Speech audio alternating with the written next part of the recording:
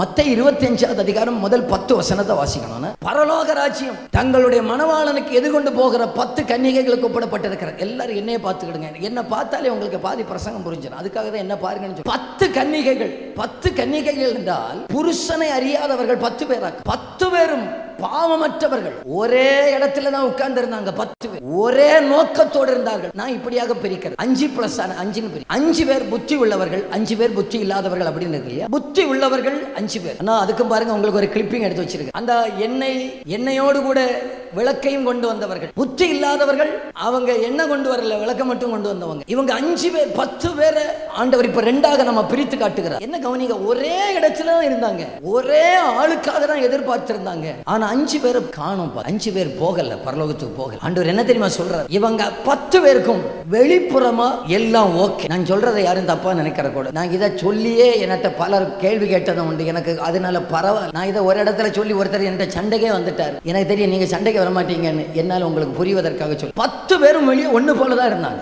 வெளிப்புறத்தை பார்த்து, வெளிப்புற சுத்தத்தை பார்த்து என் ஆண்டவர் ஜனத்தை சேர்ப்பதற்கு வரவே இல்லை. வெளியே உங்களை எல்லாரையும் சுத்தப்படுத்த ரொம்ப ஈஸிங்க. வெளியில வெள்ளை போட்டாதான் பரலோகத்துக்கு வருவேன் அப்படி ஒண்ணு பைபிள்ல. எல்லாத்தையும் நட்டு போல்ட் எல்லாம் கலத்தி மாத்தி வெளியே முழு பரிசுத்தம். உண்மையிலே நான் பார்த்ததுல ரொம்ப ஈஸியா ரட்சிக்கப்பட்டு ஞானஸ்நானம் வெள்ளை போட்டவங்க எல்லாம் பரலோகம் போவாங்கன்னா இந்த சட்டமன்றத்தில் இருக்கிற எல்லாரும் போவாங்க. ஆண்டவர் வெள்ளை போட்டவங்களையும் கருப்பு போட்டவர்களையும் பிரிப்பதற்காக வரல. முதல்ல இருதயத்தில் சுத்தம் உள்ளவர்கள் பாக்கியவான்கள், அவர்கள் தேவனை தரிசி. நமக்கு உள்ளத்திலே அங்க சுத்தம். என்ன ஒரு மாதிரி பாக்குறீங்க? அது உண்மைதான் ஒத்துக்கொள்ளுகிறவங்க கையை வேர்த்து வரல இல்லையா சொல்லுங்க பார்க்கலாம். ஆமென். இங்க பாக்குறீங்க, நான் என்னதான் சொன்னேன், என்ன உங்களை சொல்லல. நான் தானே வெள்ளை போட்டிருக்கிறேன். அன்னைக்கு தெரியும் யார் புத்தி உள்ளவர்கள் யார் புத்தி இல்லாதவங்க. 5 2ஆ பிரிச்சு பார்க்கலாம். முதல்ல 5 புத்தி உள்ளவங்க. அவங்ககிட்ட போய் சிஸ்டர் பிரைஸ் லார்ட் நல்லா இருக்கீங்களா?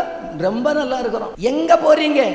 மணவாளனுக்கு எதிர்கொண்டு இருக்கிறேன். புத்தி இல்லாத 5 பேர் இருக்கிறாங்க இல்லையா? சிஸ்டர் பிரைஸ் லார்ட் நல்லா இருக்கீங்களா? நல்லா இருக்கிறேன். யாத்திரை எங்க? மணவாளனுக்கு எதிர்க்க பார்த்து கொண்டு இருக்கிறேன். ஓஹோ சிஸ்டர், உங்க கிட்ட எண்ணெய் இல்லையா சிஸ்டர்? எனக்கு ஃப்ரெண்ட்ஸ், அவர்கள் எண்ணெய் கொடுப்பார்கள். எனக்கு நல்ல ஃப்ரெண்ட்ஸ் இருக்கிறார். பாருங்க, என் இயேசு வரும்போது நல்ல ஃப்ரெண்ட்ஸ் இருக்கிறதுனால, நல்ல பாஸ்டரை தெரியும் அங்க. ஆகையினால நம்ம பரலோகம் போட முடியாது. உங்க ஆத்மாவுக்கு நீங்க தான் உத்தரவு. எல்லாத்திலையும் ஹெல்ப் பண்ணுவாங்க. லோன் கட்ட முடியலன்னா ஒரு 2000 ரூபா தருவாங்க. கொஞ்சம் இதுல மற்றதுல எல்லாம் கொஞ்சமா ஹெல்ப் பண்ணுவாங்க. ஆனா இந்த எண்ணெயில மட்டும் ஹெல்ப் பண்ணுவாங்க. கிட்ட இருக்கிற ஆளை இதுல மட்டும் நம்பிடக்கூடாதுன்னா வேற எல்லாத்திலையும் ஹெல்ப் பண்ணுவாங்க. எனக்கு ரொம்ப முடியல, எனக்கு கொஞ்ச நேரம் என்ன ஹாஸ்பிட்டல்ல வந்து உட்கார்ந்துருவியானா வந்து உட்காருவாங்க. என்ன அது வரைக்கும் கொண்டு விட்டுருவியான்னு கேட்டா கொண்டு விட்டுருவாங்க. ஆனா இயேசு வரும்போது எனக்கு உனட்ட இருக்கிறதுல எண்ணெயில கொஞ்சம் தரலான்னு கேட்டா சொல்லுவாங்க, அது மட்டும் நடக்காதக்கா, அதுக்கு மட்டும் நடக்காது, அது நீ பார்த்துக்க. கிட்ட இருக்கிறவங்களே நம்பிடும், என்னே நம்பிடக்கூடாது. இயேசு வர்றதான நேரத்தில் பாஸ்டர் கூட நான் உங்களை ஒரு ஆளும் ஹெல்ப் பண்ண மாட்டேன். நான் போறதுக்கு பார்ப்பேன்.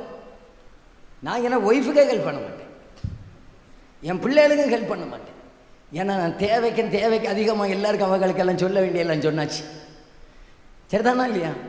அவளும் எனக்கு ஹெல்ப் பண்ண முடியாது, நான் அவர்களுக்கு ஹெல்ப் பண்ண முடியாது. அன்னைக்கு தெரியும் யாருக்கு ஹெல்ப் பண்ண முடியாது. உடையில ஒரு சகோதரனை பார்த்து, ஐயா சர்ச்சுக்கு வரலையே, பிள்ளைகளை விபிஎஸ் விட்டேன். உங்களை பார்த்து கேட்டேன், நீங்கள் சர்ச்சுக்கு வரலையா? பிள்ளைகளை விபிஎஸ் விட்டேன். நீங்கள் பரலோகத்து வரலாம், பிள்ளைகளுக்கு காலை பிடிச்சாது. இந்த அப்பா இந்த குழந்தைகளுக்கு காலை பிடிச்ச என்னத்துக்கு ஆகும்? இன்னொருத்தர்கிட்ட கேட்டேன், பிரதர் சபைக்கு வராமல் இருக்கிறீங்களே பிரதர், இனியாவது ஒழுங்கா சர்ச்சுக்கு வரக்கூடாதா? ஒய்ஃப் ஒழுங்கா வருவா இல்லையா? அப்புறம் வந்துட்டு எப்படியாவது அவ என்னை விட்டுட்டா போயிடுவா. நாங்கள் கல்யாணத்துக்கு அன்னையே உடன்படிக்கை பண்ணியாச்சு. என்னன்னு, வாழ்விலும் தாழ்விலும் ஒன்றும் விட மாட்டேன்னு சொல்லிக்கிட்டு என்னை விட்டுட்ட போயிடுவாளாக்கும்.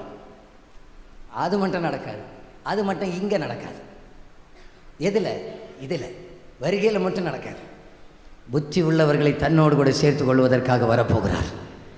என் ஆண்டவர் அன்றைக்கு படித்தவர்கள் படிக்காதவர்கள் என்று பிரிக்க மாட்டார். ஒரு மனுஷன் புத்தி உள்ளவன் புத்தி இல்லாதவன் என்று எப்போ தெரியும்னு சொன்னால், வருகைக்கு எதிர்நோக்கி இருக்கிறதை பார்த்து தான் தெரியும். கல்வி அறிவே இல்லாதவர்களாக இருக்கலாம், ஆனால் புத்தி உள்ளவர்களை தன்னோடு கூட சேர்ப்பதற்காக கர்த்தர் வருவார். யார் தெரியுமா புத்தி உள்ளவர்கள்? யார் தெரியுமா புத்தி இல்லாதவர்கள்? நம்ம நினைக்கிறோம் என்ன இவங்க அறிவில்லாமலே இருக்கிறாங்க, என்ன இவங்க அறிவில்லாமல். அது ஒன்றும் அல்ல. பரலோகம் யாரு? ஆயத்தமாக இருக்கிறவர்கள் தான் புத்தி உள்ளவர்கள். என் ரகசிய கர்த்தராக இயேசுடைய ரகசிய வருகையில் அன்றைக்கு கர்த்தர் 2 பேரை பிரிப்பார். அன்றைக்கு பரிசுத்தவான்களையும் பாவிகளையும் கர்த்தர் 2ஆக பிரிப்பார். அந்த கூட்டத்தில் எங்கே இருப்பீர்கள்? நாம புத்தி உள்ள கூட்டத்தில் இருப்பதற்கு கிருபை தரணும்னு சொல்லுகிறவர்கள் கரங்களை தட்டி அப்பாவுக்கு ஒரு அல்லேலூயா சொல்லிருங்க பார்க்கலாம். ஹல்லேலூயா, ஹல்லேலூயா.